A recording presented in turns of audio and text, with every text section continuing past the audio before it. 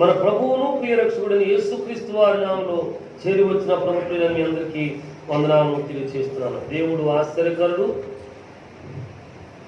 గడిచిన వారం అంతా కూడా ప్రభువు కాపాడారు. అందుకొరకు దేవునికి స్తుతులను చెల్లిస్తూ దేవుని కొరకులో నమ్మకంగా పరిగెత్తడానికి దేవుని వైపు మనం చూద్దాం. మన దేవుడు గొప్ప దేవుడు. దేవుని స్తోత్రాలు. ప్రభువునందు పిల్లారా, దేవుని జీవవాక్యాలు మనం చదువుకోబోతున్నామండి. యెషయా గ్రంథము 35వ అధ్యాయము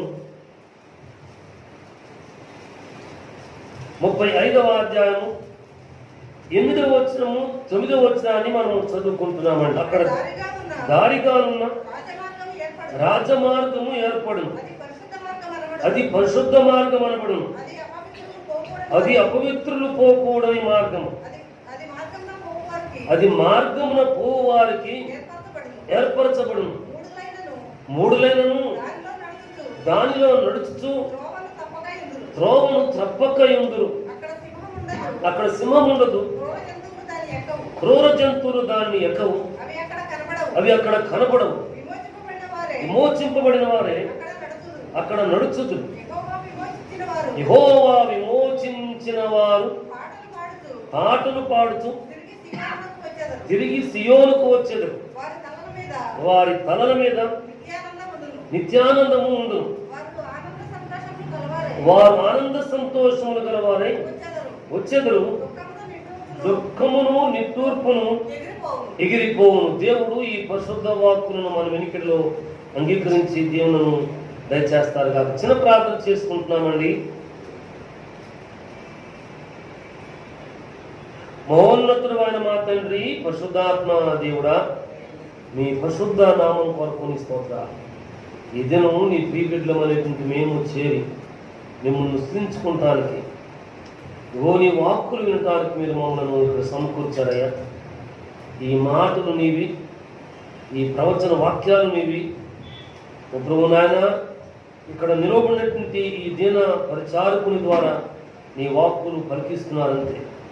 సచిత్తానుసారమైనటువంటి మాటలు కానీ ఏవి కూడా ఈ మనుషుని నోటి వెంట దొరలకుండా మీ సహాయం దయచేయమని వేడుకున్నాం. కృప చూపించమని యేసునామములో ప్రార్థిస్తున్నాం మా దేవుడా. మంచిది. ప్రభువునందు పిల్లారా, అనేక శాస్త్రవాక్యాలను మనము చదువుకుంటూ సాగి వెళుతున్నాం. యెషయా ప్రవక్త అనేక ప్రవచన వాక్యాలను మన కొరకు దాచిపెట్టాడు. ఈ ప్రవచన వాక్యాలు ప్రభువునందు పిల్లారా, ఓ సంఘమును, సంఘ ప్రియ బిడ్డలను బలపరిచి భద్రపరిచి ఈ ప్రవచన వాక్యానికి అనుగుణముగా సాగి వెళ్ళేటువంటి వారుగా చేసేటువంటి ఈ వాక్కులు దేవునివి, ప్రవచనము దేవునిది. ఈ మహోన్నతుడు కొంతమంది తన భక్తులను ఏర్పరచుకొని ప్రవక్తలుగాను, దీర్ఘదర్శకులుగాను, యాజకులుగాను, లేకుంటే పరిచారకులుగాను, సువార్తను అందించేటువంటి వీలుగాను దేవుడు ఏర్పాటు చేసుకున్నాడు. అలాగే ప్రభు చేత ఏర్పాటు చేయబడినటువంటి ప్రవక్తలలో ఒక ప్రవక్త యెషయా ప్రవక్త. ఈ ప్రవక్త అనేక సత్యవాక్యాలను తెలియచేస్తున్నాడు, అనేక ప్రవచనాలను తెలియచేశాడు. దేవుని స్తోత్రాలు. అయితే ప్రభునంతులారా, మార్గము లేని స్థితిని మనం ఇక్కడ అధ్యాయంలో, ఈ యొక్క 35వ అధ్యాయంలో చూస్తున్నాం. ఇక్కడ అంటున్నాడు కదా, మొదటి వచనం, అరణ్యమును ఎండిన భూమియు సంతోషించును, అడవి ఉల్లసించి కస్తూరి పుష్పములే ఊయును. అంటే ఎడారి ప్రాంతములో దేవుడు మార్గము ఏర్పరిచేటువంటి వాడుగా ఉంటూ ఉన్నాడు. ఓ ప్రభువునందు పిల్లరా, నా ప్రియ కుమారుడు వస్తున్నాడు, ఈయన మాటను మీరు వినండి అని ఒక వాక్యము దేవుని వాక్యంలో చదువుకుంటాం. ఈయన మాట వినండి అని ఒక వాక్యము చదువుకుంటాం. ప్రతి ఎత్తు కూడా ఫలము చేయబడుతుంది, ప్రతి లోయ కూడా మెరక చేయబడుతుంది. దేవుని స్తోత్రాలు. అయితే ఈ రీతిగా దేవుని వాక్కులు నేను ధ్యానం చేసుకుంటుండగా నిన్ను నన్ను రక్షించింది. ఎందుకంటే ఆయన కొరకు సాక్షిగా జీవించుటకు. దేవుని స్తోత్రాలు. మనం ప్రార్థించిన వారము కానివ్వండి, దేవుని కృపలో వృద్ధిలుతున్న వారము కానివ్వండి, దేవుని యొక్క సన్నిధిలో జీవించేటువంటి వారము కానివ్వండి, దేవుని కృపను ఎదుగుతున్నప్పుడు మన నోటి వెంట వచ్చేటువంటి వాక్కును, సాక్ష్య వాక్కును, అది చిన్నదే కావచ్చు, పెద్దదే కావచ్చు, ప్రభువారు మనకు తోడుగా అయినప్పుడు ప్రభునందుకులారా అవతల వ్యక్తులు కార్యము చేయడానికి దేవుడు సంసిద్ధుడుగా అన్నాడు. ప్రభు జీవ గ్రంథంలో వస్త్రాలు పౌలు భక్తులు దేవుని వాక్యాలు అందిస్తూ ఉన్నాడు. ఒక బలహీన పాదమైనటువంటి ఆయన ఈయన వాక్కులను, ఈ భక్తుల యొక్క వాక్కును శ్రద్ధగా వింటూ ఉన్నాడట. అపోస్తల కార్యాలు మనం చదివినప్పుడు భక్తునికి అర్థమైంది, శిష్యునికి అర్థమైంది, ఈ యొక్క అపోస్తలునికి అర్థమైంది. ప్రభునందుకులారా ఈ బలహీన పాదములు గల వారికి తాను స్వస్థత పొందదగినంతటి విశ్వాసము కలదని అర్థమైంది. ప్రభునందుకులారా అర్థమైంది. ఓ భక్తుడు సెలవిచ్చాడు కదా, లేచి నీ పాదములు సరిగా నిలబడమన్నాడు. ప్రభునందుకులారా లేచి నిలబడినాడు, గంతులు వేశాడు, దేవుణ్ణి స్తుతిస్తూ సాగిబడినట్లు దేవుని వాక్యం మనం చూస్తాం. అవును, ప్రభునందుకులారా దేవుని సంతానమైనటువంటి మనము ఆయన కొరకు సాక్షులుగా ఉండేందుకు మనను ఏర్పాటు చేసుకున్నాడు. ఈ రక్షణ బాధ్యత గొప్పది, ఈ కృప గొప్పది. అయితే మనం వెళుతున్నటువంటి మార్గములో రాజమార్గముగా ఉండేందుకు మనం సంసిద్ధులము కావలసినటువంటి వారంగా ఉండవలసిన అవసరం అయింది. ఈ సువార్త సాక్ష్యము చెప్పడానికి ప్రభునందుకులారా పెద్ద విద్య అంత ఏమాత్రం కూడా అవసరం లేదు. యేసు ప్రభు వారు 12 మంది శిష్యులు ఉన్నారు. వారితో పాటు వారట చేపలు పట్టు వృత్తి కలిగినటువంటి వారు.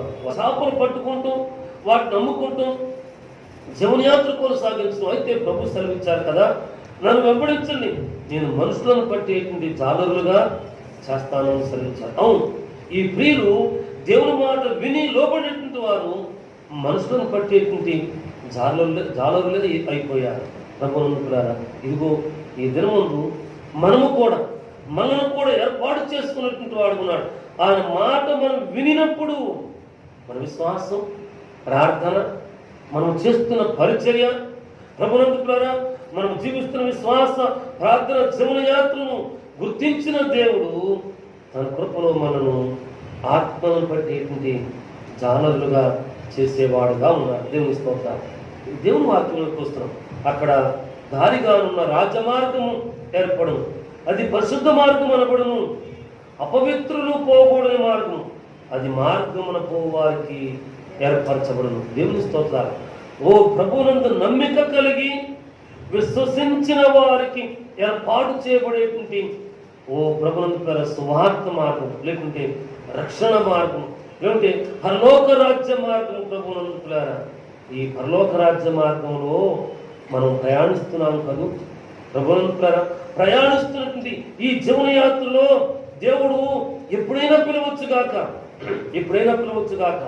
వయస్సుతో సంబంధం లేదు, ఆస్తితో సంబంధం లేదు, తలాంతులతో సంబంధం లేదు, ఆత్మ సంబంధమైన కృపావరములతో సంబంధం లేదు.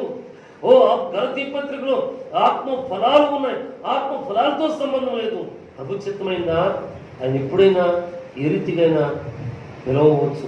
అయితే దేవుని ప్రియులుగా ఉండి రక్షణ సంపాదించుకొని ఆయన రక్తంలో కడుగుబడి దేవుని కృపలో సాగిబడుతూ ప్రార్థన ద్వారా నాయన మా కుటుంబానికి కొన్ని ఆత్మలు ఇప్పించని అడిగేటువంటి మనం, లేకుంటే అనేక ప్రాంతాల్లో మా కుటుంబం వద్దులోనని అడిగేటువంటి మనం దేవుని రాకడ కొరకు, పిలుపు కొరకు ఎదురు చూడవలసిన వారముగా మనం వెళుతున్న మార్గము రాజమార్గముగా సిద్ధపడవలసిందిగా ఉంటే అది ఎంతైనా మేలు.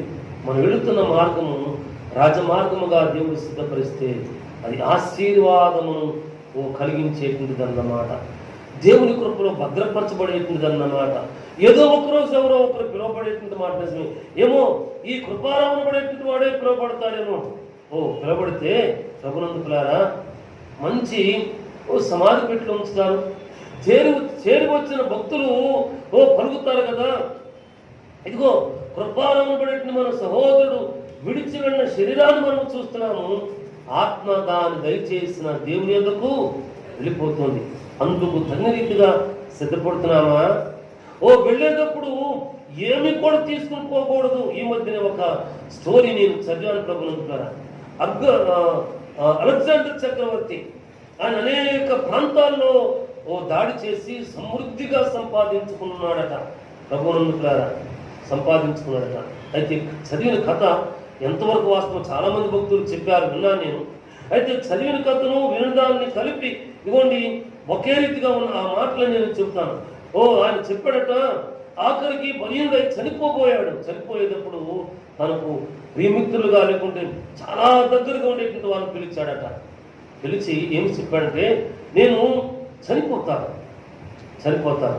చనిపోతే నా నిర్జీవ శరీరాన్ని తీసుకుని వెళ్లే ముందు నా యొక్క సమాధి పెట్టెకు ముందు వైద్యులు నడవాల. ఇది మొదటిది. రెండవది, నేను వెళుతున్నటువంటి ఈ మార్గంలో నేను సంపాదించిన బంగారము, వైడూర్యాలు, వజ్రాలు, డబ్బు పరిచి తీసుకుని వెళ్ళండి. మూడవది, నా చేతులు ఈ సమాధి పెట్టెలోని బయటకు పెట్టండి. ప్రభువునందులారా ఒకవేళ వెళ్ళి వారు ఏంటయ్యానంటే, రాజావారికి శక్తి, యుక్తి, ధనము, బలము, బంగారము, వైద్యులు అందరూ ఉన్నారు. ఈ వైద్యులు ఈ ప్రాణాన్ని పోకుండా కాపాడలేకపోయారు అని చెప్పండి.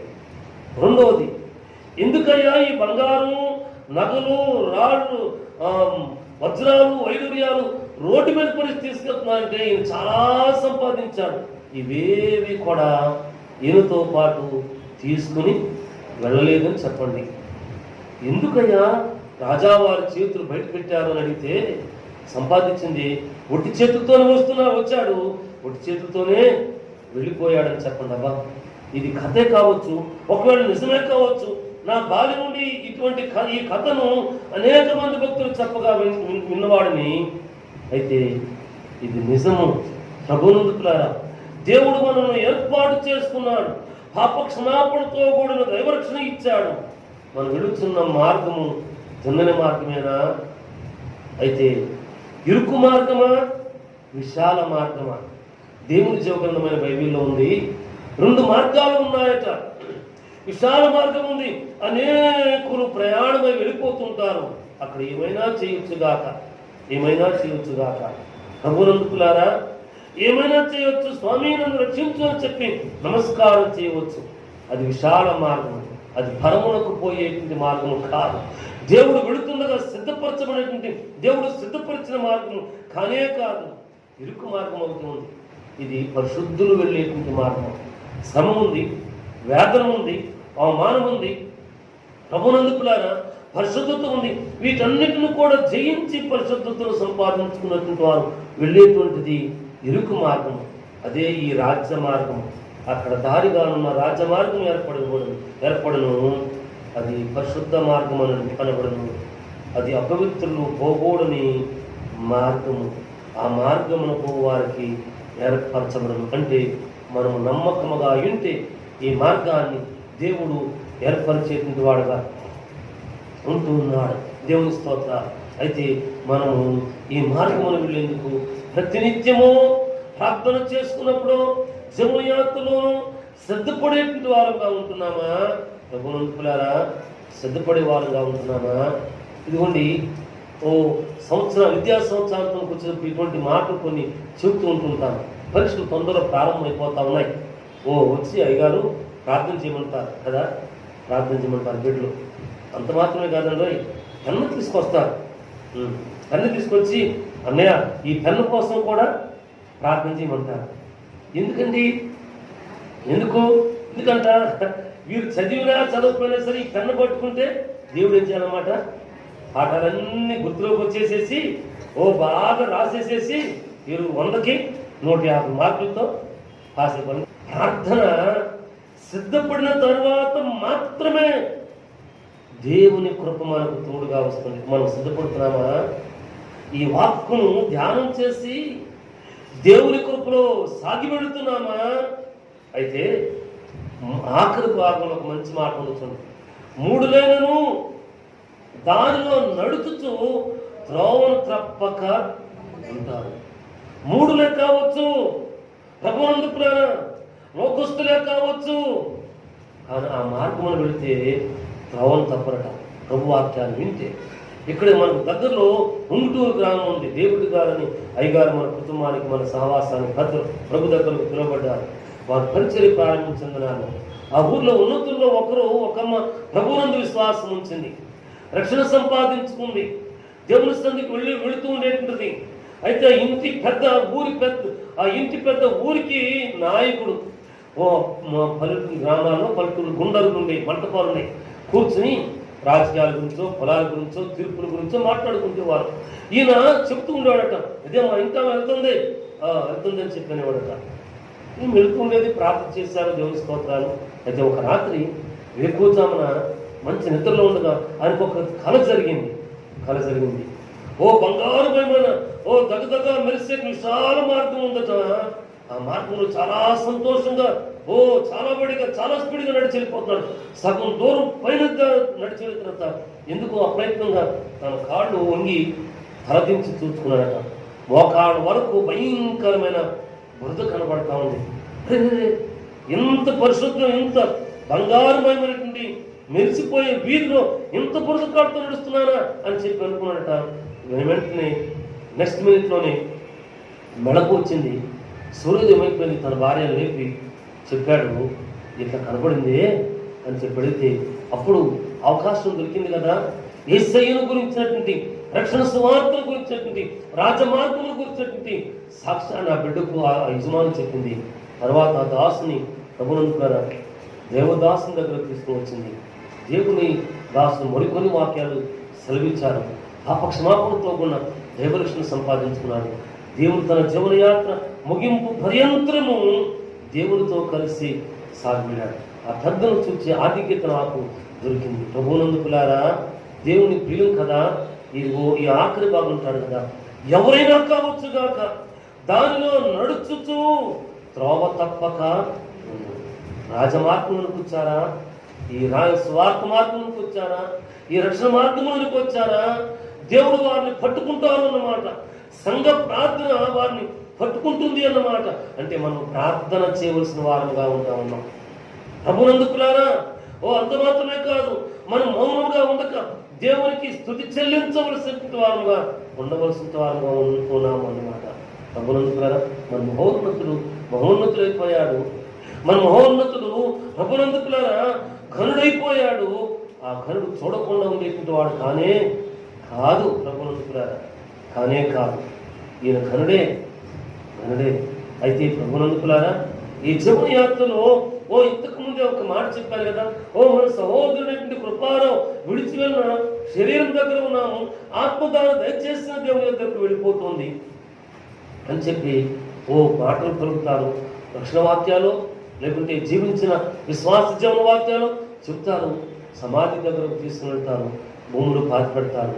ప్రభునందుకులారా, పాతి పెట్టిన తర్వాత ఒకవేళ కుటుంబీకులో ఒక 4 రోజుల తర్వాత లేకుంటే ఒక 10 రోజుల తర్వాత మహాప్రార్థనపడు కదా, ఆదివారం తెల్లబట్టలు వేసుకుని వచ్చి క్యాప్ వేశారు కదా, ఇక్కడ ఉండుంటాడేమో చెప్పి వెళ్ళి త్రవితే ఏముంటుందండి? ఎముకలే. ఒక 4 నెలల తర్వాత 6 నెలల తర్వాత వెళ్ళి త్రవితే ఆ ఎముకలు కూడా ఉండవు, భూమిలో కలిసిపోతాయి.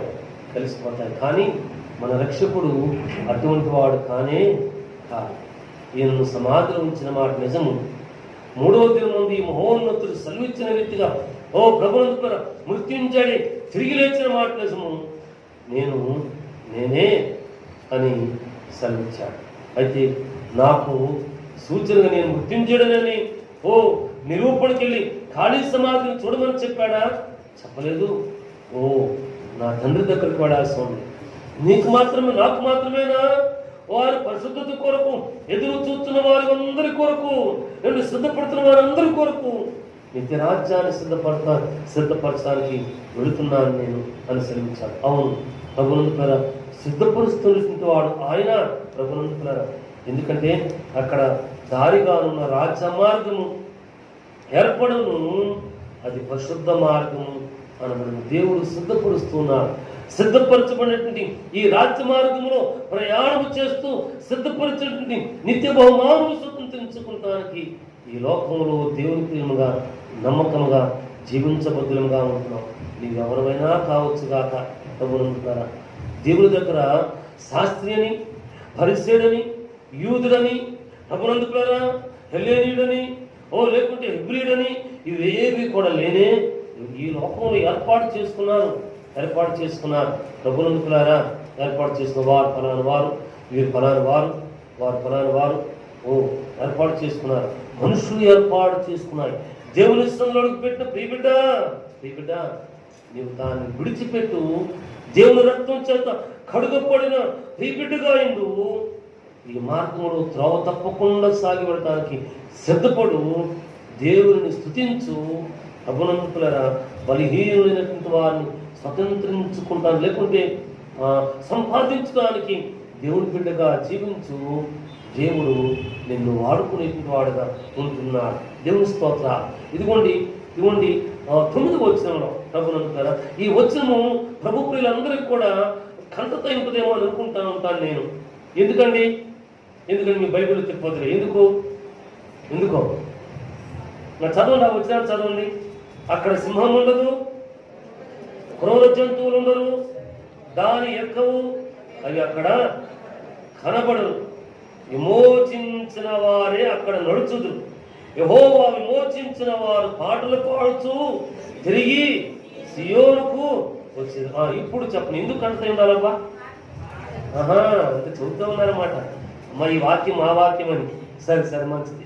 ప్రభు కృప చేత ఈ వాక్యాన్ని మన పాటల పుస్తకమే కాదు, చాలా మంది దేవుని భక్తులు వారి సంఘం యొక్క, వారి సహవాసం యొక్క పాఠ్య పుస్తకాలు మీరు వేసుకుని ఉంటారు.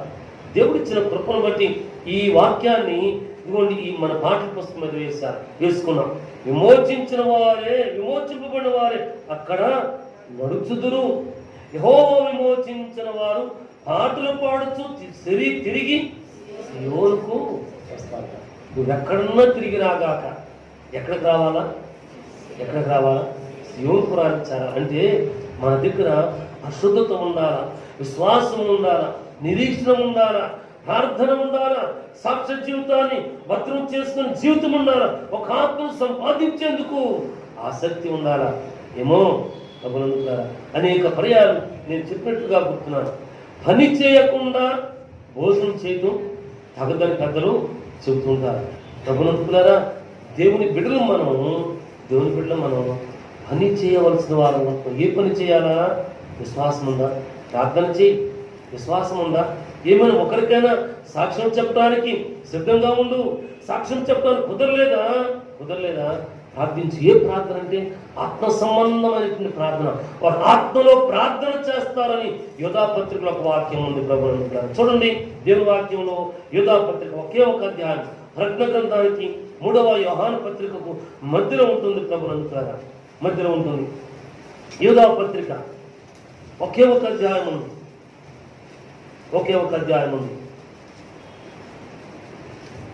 20-21 వచనాన్ని చదువుకుంటున్నాం. చూడండి. ప్రియులారా, మీరు విశ్వసించు అతి పరిశుద్ధమైన దాని మీద మిమ్మల్ని మీరు కట్టుకొంచు. ఏం చేయాలంటే మనం ఇప్పుడు రాజ్య మార్గం ఏర్పడుతుందని ఒక వాక్యాన్ని ధ్యానం చేసుకుంటున్నాం. మంచిది. 3లైనా సరే ఆ మార్గంలోకి వస్తే దారి తప్పిపోరు, దేవుడు వారిని దర్శిస్తారు, లేకుంటే పట్టుకుంటారని వాక్యాన్ని మనం ధ్యానం చేసుకున్నాం, ముచ్చరించుకున్నాం. ప్రభునందు యెహోవా చేత విమోచించబడినటువంటి వారు పాటలు పాడుతూ దేవుని దగ్గరికి తిరిగి వస్తారు అని చెప్పి దేవుని వాక్కును ధ్యానం చేసుకుంటూ ముందుకు సాగి వెళుతున్నాం. ఇదిగో ఇక్కడ యోధా భక్తుడు చాలా శ్రేష్టంగా సెలవిస్తూ ప్రభునందుకులారా అంటాడు కదా, మీరు విశ్వసించు అతి పరిశుద్ధమైన దాని మీద మనము కట్టుకోవాలి. గడిచిన వారం అనుకుంటాను వలపూడిలో జరిగిన సంఘటన సజీవ సాక్ష్యాన్ని మీతో మనవచ్చి సెలవిచ్చాను. ప్రభునందుకులారా విశ్వసించుతున్న దానిని ప్రభునందుకులారా విశ్వాసము భద్రం చేసుకుందాం. ఇది పెట్టులో పెట్టో, బ్యాంక్ లాకర్లో పెట్టో, లేదంటే బ్యాంక్ పాస్ పుస్తకం ప్రింట్ వేయించుకున్నాం ఉంచేది కాదు. ఒకవేళ దేవుని బిడ్డ ప్రార్థన చేసుకుంటూ నీవు దేవుని రక్షణ సంపాదించుకుని దేవుని కొరకు వర్ధిల్లుతూ, బాప్తిస్మములో వర్ధిల్లుతూ, ప్రభు శరీరాన్ని రక్తాన్ని సంపాదించుకుంటూ ప్రభునందుకులారా నీ కుటుంబాన్ని సంపాదించుకోలేని పరిస్థితిలో ఉన్నావేమో దాన్ని కూడా జాగ్రత్తగా ఆలోచన చేసుకున్నాం. మన కుటుంబమును సంపాదించుకునే బాధ్యత లేకుంటే బాధ్యత ఏమిటి ఆ పని దేవుడు మనకు అప్పగించాడు. మన కుటుంబంలో కథమ విశ్వాసాలు దైవజనులతో కలిసి గ్రామాన కాలినడకం తిరిగినటువంటి అనేక మంది ప్రభు భక్తులు ఉన్నారు. వాళ్ళు భాగ్యం గారు కామ ఒక అమ్మ, 4 కుమార్తెలు, ఒక కుమారుడు. ప్రభునంత ఈ మానవ మాత్రం పరిచయంలోకి వచ్చిన తర్వాత నమ్మకంగా ప్రార్థన చేసేటువంటిది దేవుని బిడ్డ. మన బిడ్డలందరికీ అమ్మా జీవం దగ్గరండి, రక్షణ పొందండి, బాప్తిస్మం తీసుకోండి, పరలోక రాజ్య భాగ్యం సంపాదించుకోండి అని చెప్పి బిడ్డలందరికీ చెబుతుండేటువంటిది, అందరికీ చెప్తుండేది. గృహాలు దర్శించడానికి వెళ్తే చాలాసార్లు చెప్పాను ఈ మాటను. ప్రభునందుకులారా, అయ్యా వీళ్ళందరితో చెప్తాను, ఎవరు నా మాట్లాడలేదు. ఒక సమయం వచ్చింది, ఎందుకు తలంపు వచ్చిందో, ఆరాధనకు వస్తూ కుమార్తెను పిలిచి, కొడుకును కుమారుని పిలిచి, కోడలు పిలిచి, ఇదిగో ఇక్కడ నుండి మీతో నేను చెప్పను, మీకోసం నేను ప్రార్థన నా జీవన యాత్ర అంతా కూడా చెబుతూ వచ్చా, ఇక నా కోసం నేను ప్రార్థన చేసుకుంటా, మంచి ప్రయాణం కోసం అని చెప్పి వచ్చేసిందట. ఇంటికి వచ్చి గదిలో ఉంటే పిలిచి మరి చెప్పింది, అయ్యా వీళ్ళందరినీ చెప్పా, ఇక మీకోసం ప్రార్థన చేయను, నేను నా ప్రయాణం కోసం ప్రార్థన చేసుకుంటాను, మంచి మరణం ఇమ్మని ప్రార్థన చేసుకుంటా అని చెప్పి వచ్చాడు. అయ్యా నా కోసమే నేను ప్రార్థన చేసుకుంటా. అప్పుడు కొంచెం ఆయాసంగా ఉంది ప్రభువును. అది జరిగిన 1 సంవత్సరం, ఆ మాట చెప్పిన 1 సంవత్సరానికో 2 సంవత్సరాలకు ఆరాధనలు వెళ్ళుతుంది, లేకపోతే ఒక మధ్యలో భోజనం చేస్తోంది, కూరతో భోజనం చేసింది, మధ్యగానం తింటుంది, గొంతుకు అడ్డం పడింది. అది ఆటో తీసుకుని రావడం నీళ్ళు పిల్లలు నడుతుంది, హాస్పిటల్ తీసుకున్నాను జాగ్రత్త. ఈ అమ్మ సైడ్ చేసినట్టు హాస్పిటల్ తీసుకెళ్ళి మందిరం దగ్గర తీసుకుని అయ్యగారు ప్రార్థన చేస్తారు, నేను ఇక వెళ్ళిపోతాను. బా అంత నిశ్చేత చేరికి వచ్చింది మనకుందా? ప్రభునందుకులారా, ఈరోజు దేవుని వాక్యాన్ని ధ్యానం చేసుకుంటూ చదువుకుంటూ నాకు లేదు ఆ గ్యారంటీ, ఖచ్చితంగా ఫలానా రోజు ఇన్ని గంటల వేళ, ఇన్ని గంటలకు ఇన్ని నిమిషాలు దేవుడు పిలుస్తాడు, దేవుని దగ్గరికి వెళ్ళిపోతాను గ్యారంటీ నాకుందా? నేను ప్రశ్నించుకున్నాను. తల్లి, తండ్రి, తమ్ముడు, చెల్లెమ్మ, ప్రశ్నించుకో. ఈ మాటలు ఈ దినముందు రావాలని ఆశించి రాగిపోయిన ప్రియులకు కూడా ప్రశ్నించేవిగా ఉండటానికి దేవుడు సహాయం చేయాలని నేను కోరుకుంటాను. ప్రభునందుకులారా, మీరు అడుగు చేశారు తీసుకుని వెళ్ళిపోయి దేవుని దగ్గరకు వెళ్ళిపోయింది. ప్రభునందుకులారా, ఇక్కడ మంచి మాటలు ఈ యొక్క యోధా భక్తులు అంటున్నాడు, ప్రియులారా, నా ఆత్మీయ కుమారులారా, దేవుని సంతానమా, దేవుని సంఘమా, మీరు విశ్వసించు అతి పరిశుద్ధమైన దాని మీద మిమ్మల్ని మీరు కట్టుకోండి. అనంతరము పరిశుద్ధాత్మను ప్రార్థన చేయండి. ప్రార్థన కట్టుకోవాలట, ప్రార్థనను చేయాలట. భగవంతుల విశ్వసించే ఈ పరిశుద్ధ వాక్కుల మీద మన విశ్వాస జీవనయాత్ర, మన కుటుంబాన్ని నిర్మాణం చేసుకునే వారంగా ఉన్నాం. భగవంతులారా, అయితే ఈ లోకంలో ఒక మంచి ఇల్లు అవసరమే, ఒక మంచి వాహనం అవసరమే, ఒక మంచి ప్రయాణం అవసరమే. వీటన్నిటితో పాటు మరి శ్రేష్టమైన ఒక మంచి రక్షణ జీవితము, మనం వెళుతున్న మార్గము రాజమార్గముగా ఏర్పడేటువంటి ఆధిక్యత మనందరికి కూడా అవసరమే. ప్రభునందుకులారా, అవసరమే. అందుకే అతి పరిశుద్ధమైన దాని మీద నిర్మాణం చేసుకునే వారం ఉన్నాం. పరిశుద్ధాత్మను ప్రార్థించే వారంగా ఉన్నాం. ప్రభునందుకులారా, వెళ్ళిన వారు, దేవుని మార్గంలో నడిచిన వారు ప్రదేశంలో దేవుని సముఖానికి వెళ్ళారు. దేవుని మార్గంలో నడవని వారు ప్రభునందుకులారా నరకానికి వెళ్ళి ఉంటారు. అయితే దేవుడు మనల్ని పిలిచింది, కనుగొంది, ఇక్కడ సముఖంలో చేర్చింది. ప్రభునందుకులారా, నరకములకు వెళ్ళమని కాదు, రాజమార్గంలో ప్రయాణం చేస్తూ దేవుడు సిద్ధపరిచిన బహుమానులు స్వతంత్రించుకునేందుకు పరదేశకు వెళ్ళాలి అని చెప్పి మనను ఏర్పాటు చేసుకున్నాడు, పిలుచుకున్నాడు, రక్షణ ఇచ్చాడు, భద్రతను ఇస్తున్నాడు, కృప చూపిస్తున్నాడు, కాపాడుతున్నాడు, జ్ఞాన వివేకాలు ఇస్తున్నాడు, దేవుడు వర్ధన చేస్తున్నాడు. అయితే దేవుని పిల్లారా, మనము దేవుని పిల్లలుగా ఇటు మనకంటే బలహీన ఉంటుంటారే, హైందువులుగా ఉంటుంటారే, యేసుక్రీస్తు వారు దేవుడు కాదని చెప్పనుకుంటుంటారే, ఏమోలే మా కోసం మీరు కూడా ప్రార్థన చేస్తూ ఉండని చెప్పనుకుంటారే.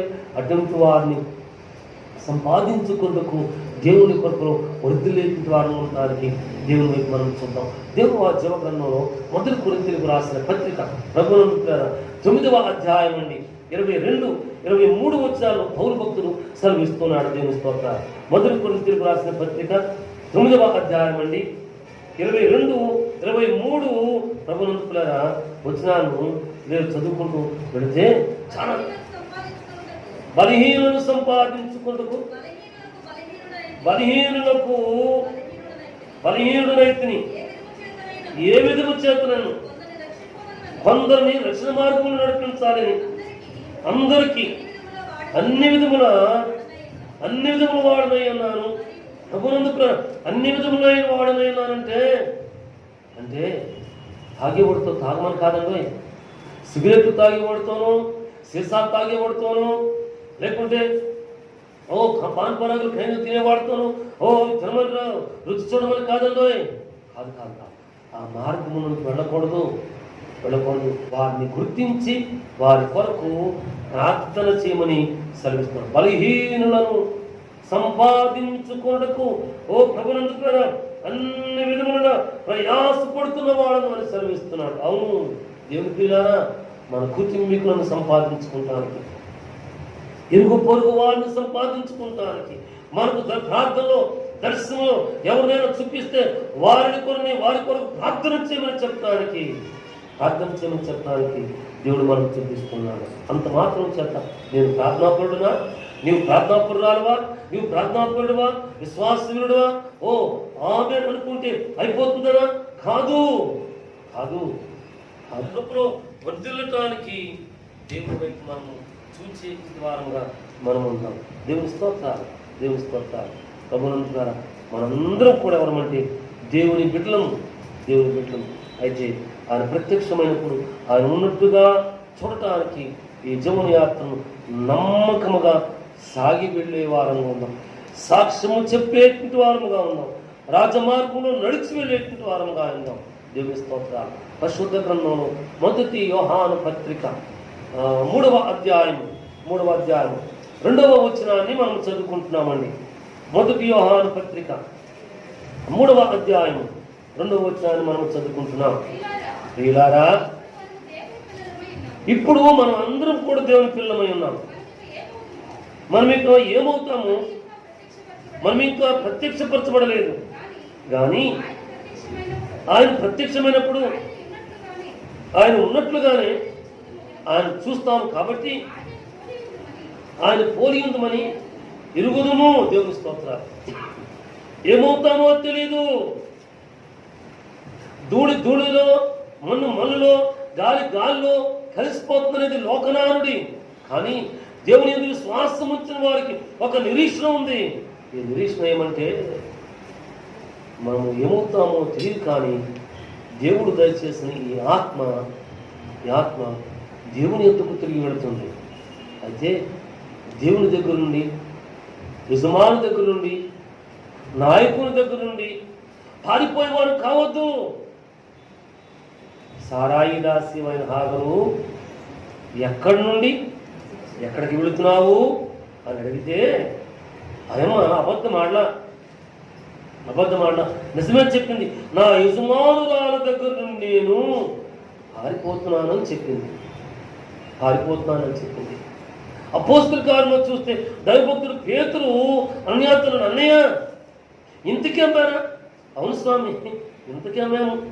భక్తులు అన్నాడు, అయ్యో పరిశుద్ధాత్మను శోధించడానికి మీరు ఎందుకు ఇద్దరు కలవరపై ఏకీభవించారయ్యా?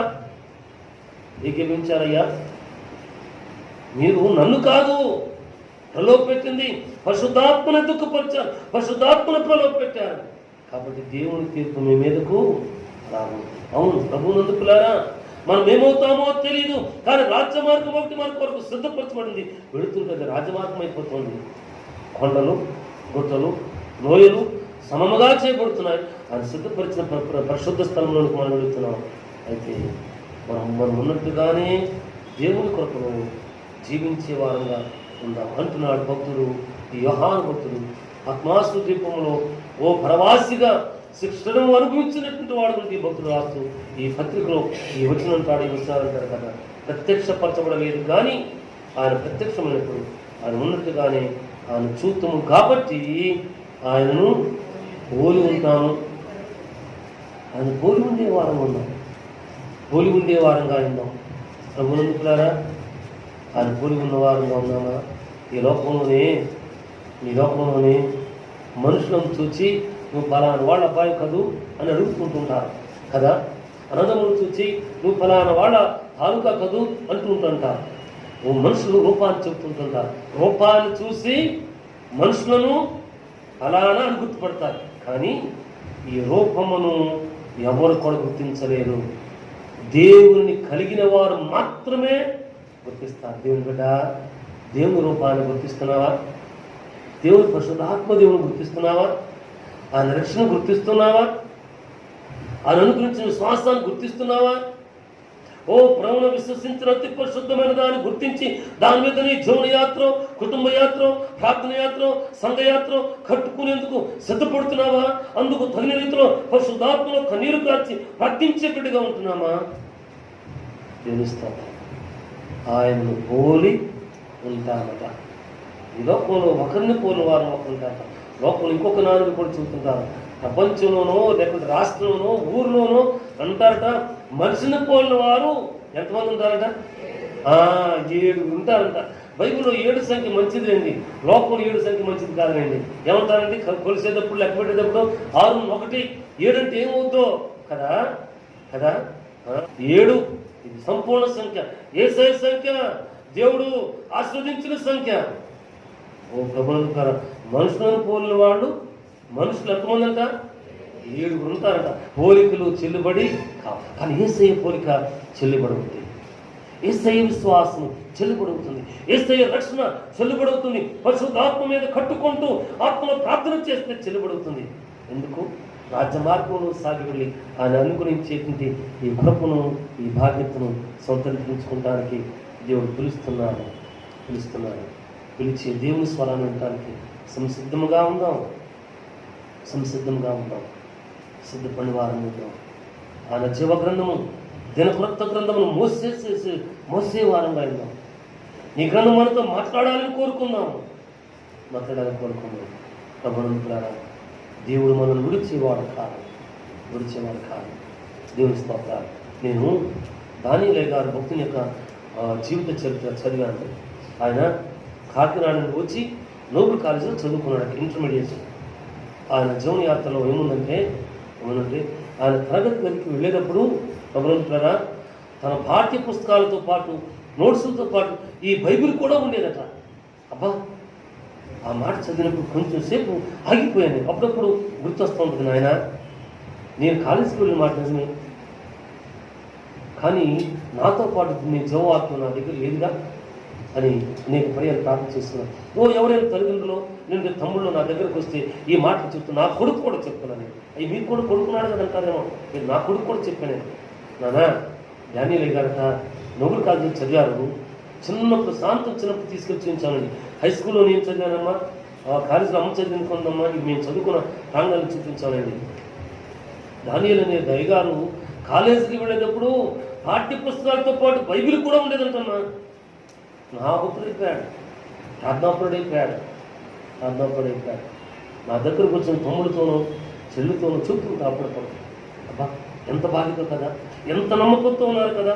ఆయన పోలి ఉండినటువంటి వారి యొక్క జీవనయాత్ర ఇది అని చెప్పి నేను ఈరోజు ఆలోచన చేస్తున్నాను. అంటే జపగ్రంథమును మోయటానికి, నేను క్రైస్తవుని చెప్పడానికి, నేను ప్రభువునందు విశ్వాసం ఉంచాలని చెప్పడానికి, అవును ప్రభు రక్షణ పొందుకున్నాము, హైందవురాలనే, కానీ మేము ప్రభువుని కలిగి ఉన్నామని చెప్పుకోవడానికి సిగ్గుపడేవారు. కానీ ఈ లోకంలో దేవుని గురించి చెప్పడానికి సిగ్గుపడితే పరలోకంలో ఏం చెబుతారట?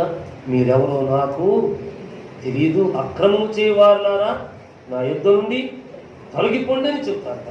అవును, ఆ గుంపులో కాకుండా పరిశుద్ధుల గుంపులో నా ప్రియబిడ్డలారా నా యుద్ధకు రండి అని పిలబడేటువంటి గుంపులో మనం ఉంటాం. దేవుడు మనను గుర్తించి పేరు పెట్టి పిలిచి ప్రభునందుకులారా పిలిచి ఆయన బాధ్యత ఇచ్చేవాడుగా ఉంటుంది.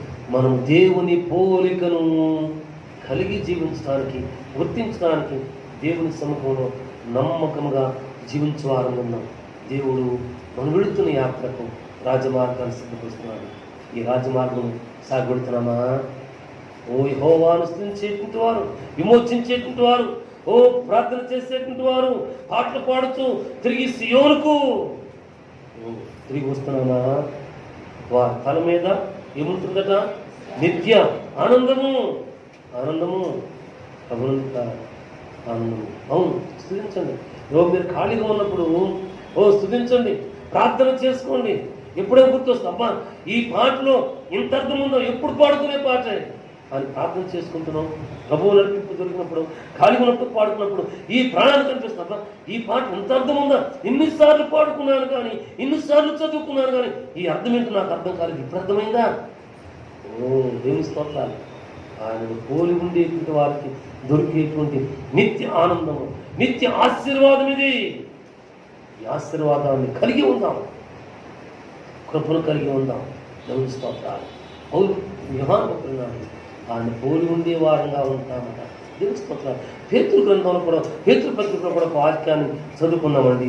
2వ పేతురు పత్రిక 3వ అధ్యాయము 13వ వచనాన్ని చదువుకుంటున్నామండి. అయినను ఆయన వాగ్దానమును బట్టి క్రొత్త ఆకాశం కొరకును క్రొత్త భూమి కొరకును కనిపెట్టుచున్నాము. ఆయన రూపాన్ని ఎరిగిన వారు ఇక్కడ ఇంకొక బాధ్యత ఇచ్చారు చూడండి, ఇంకొక గ్యారంటీ ఇచ్చారు చూడండి. వాటి యందు నీతి నివసించను. ఈ గ్యారంటీ తప్పిపోయేది కాదు. సంబంధమైన గ్యారంటీ ఇది. దేవుని గ్యారంటీ కాలిపోయేది కాదు, మారిపోయేది కాదు, మారిపోయిపోయేది కాదు. రాజమార్గాన్ని దేవుడు మనకి ఇచ్చారు. ఈ రాజమార్గంలో సాగి వెళుతుంది. ఆయన రూపం ఆయన పోలి ఉంది. ఆయన గుర్తించే దేవుని భక్తులుగా ఉన్నాం. దేవుని స్తోత్రం.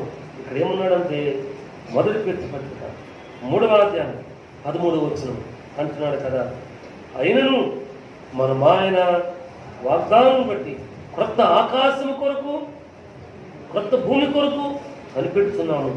వాటి యందు నీతి నివసిస్తుంది. నీతిమంతులు నివసిస్తారు.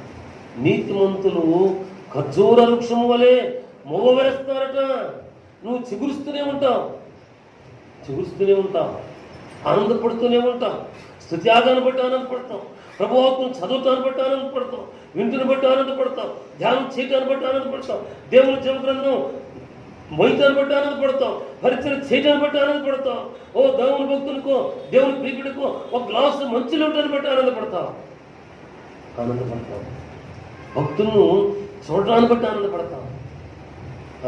ఆనందం అక్కడ నీతి నివసిస్తుంది. ఈ లోకంలో లోకస్తులు అంటారు, రాజకీయ నాయకులు చూస్తే నా జన్మ ధన్యమైపోయిందంట, సినిమా యాక్టర్లు చూస్తే నా జన్మ ధన్యమైపోయిందంట కదా. తమ ప్రాణంగా ఉన్నటువంటి వారిని ఎక్కడెక్కడో చూస్తే ధన్యమైపోయిందంట. ఈ ధన్యత స్వర్గానికి తీసుకెళ్తుందా, పరలోకానికి తీసుకెళ్తుందా? లేదు. మన ధన్యత, మన జీవితం ఇటువంటిది కానే. ఎందుకంటే దేవుని వాక్యం చెప్తుంది, బలహీనులను బీదులను సంపాదించుకుంటూ నేను వారిగా ఉన్నాను. నేను సంపాదించుకోవడానికి వారిగా సంపాదించే వారంగా దేవుని కొరకు ప్రవర్తించే వారంగా ఉన్నాం. వాటి యందు నీతి నివసిస్తుంది. ఆయన పోలి ఉంటాం, నీతి నివసిస్తుంది. దేవుని స్తోత్రాలు. ప్రభునందులారా, ఆయన ప్రత్యక్షమయ్యేదును ఎప్పుడో తెలియదు, కానీ మనం రాజమార్గంలో సాగి వెళుతుంది. ఆయన కనుగొనేటువంటి వారంగా మనము ఉందాం. దేవుని స్తోత్రం. రోమపత్రికలో ఈ మాట ఉంది, చదువుకుందాం. చూడండి, 8వ అధ్యాయం 18వ వచనాన్ని మనం చదువుకుంటాం. చూడండి,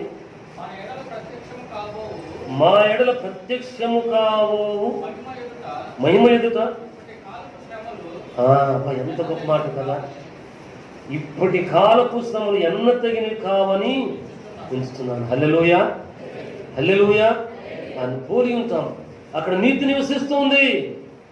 అంత మాత్రమే కాదు, మన ఎదుట ప్రత్యక్షము కాబోయే మహిమ ఎదుట ఇప్పుడు మనం అనుభవిస్తున్న శ్రమలు, మనం ఇప్పుడు ఎదుర్కొంటున్న అవమానం అనుకుంటామేమో, ఎగతాళి అనుకుంటున్నామేమో, ప్రశాంతత లేని జీవితం అనుకుంటున్నామేమో, అన్ని శ్రమలు నా దగ్గరికే వస్తున్నాయి అనుకుంటున్నామేమో. అయ్యా, నాకు వచ్చిన కష్టాలు కనుక ఇంకోటికి వస్తే ఈ పాటికి చప్పగట్టేసేవాడు అయ్యా అని చెప్పుకుంటుంటాం కదా. కానీ మనకు ప్రత్యక్షము కాబోయే ఈ మహోన్నతుని ఎదుట ఇవేవి కూడా ఎన్న తగినవి కావు. మనకంటే మహాశ్రమలు అనిపించాడు మన రక్షకుడు, మన పాపమును మోసాడు, మన తలంపులను మోసాడు, మన యాత్రలను మోసాడు, మన క్రియలను మోసాడు. ఆయన సెలవిచ్చినట్లుగానే మూడవ దినం ప్రత్యక్షమై పునరుద్ధారణై తిరిగి వచ్చాడు. పునరుద్ధార దినమిది. అందుకే ఆ దినం ముందు ఆరాధన చేస్తున్నాం, స్తుతిస్తున్నాం, వాక్కులు వింటున్నాం, ఆశీర్వాదం పొందుతూ ఉన్నాం. ఆయన దీవించిన కొలది ఆయన కొరకు మన కానుకను, మృక్కుబడినో, అర్పణను, ఆహాయువులను మన ఇంట్లో పదం ఫలాలను అర్పించి నాయన మీ దీవెన మాకు అనుగ్రహించు అని అంటున్నాడు కదా. శ్రమలు ఎన్న తగినవి కాదని ఉంచుకున్నాను. దేవుని స్తోత్రాలు. అయితే 19 ఇంకొక మంచి మాట ఉంది చూడండి. దేవుని కుమారుల ప్రత్యక్షత కొరకు సృష్టి మిగుల ఆశతో తేరి చూచుచూ కనిపెట్టుచున్నది. హల్లెలూయా, హల్లెలూయా. ప్రభునందుకులారా, తేరి చూస్తూ కనిపెడుతుందట. మనం ఎంతగా కనిపెడుతున్నాము కదా. ప్రభునందుకులారా, ఒక దేవుడు వస్తున్నాడంటే ఆ కుటుంబం ఎదురు చూస్తుంటుంది. ఒక బంధువు వస్తున్నాడంటే ఎదురు చూస్తుంటుంది. ఒక కుమారుడు వస్తున్నాడంటే ఎదురు చూస్తుంటుంది. దూరం నుండి హాస్టల్లో ఎక్కడో చదువుకునే బిడ్డలు వస్తున్నారంటే వారి కొరకు వారి స్నానుసారమై ఇష్టపూర్వకమైన ఈవులను సిద్ధపరుస్తున్న తల్లిదండ్రులు లేకుంటే పెద్దలు ఆశపడుతుంటారు, ఎదురు చూస్తుంటారు. అయితే దేవుని కుమారుల ప్రత్యక్షత కొరకు సృష్టి మిగుల ఆశతో తేరి చూచుచూ కనిపెట్టుచూ ఉన్నది. అవును, ప్రభునందుకున్నారా, రాజమార్గము ఎదురు ఏర్పడుతుంది. అయితే మనం ప్రత్యక్షమయ్యి మహోన్నతిని కొరకు మిగుల ఆశతో ఎదురు చూచుచూ కనిపెట్టే వారంగా, దేవుని కొరకు వృత్తిలేటువంటి వారంగా ఉన్నాం. అంత మాత్రం కాదు, దేవుని కొరకు ఈ లోకంలో సాక్షులుగా జీవిస్తాం. దేవుడు మనను ఆయన కృపను బలపరిచి, భద్రపరిచి, దీవించి, ఆత్మను సంపాదించేవారుగా, అనేకుల కొరకు ప్రార్థించేవారుగా మనం వాడుకుంటాడు గాక. ఈ వాక్కులు మన వెనుకల్లో దీవించి వర్ధన చేస్తారు.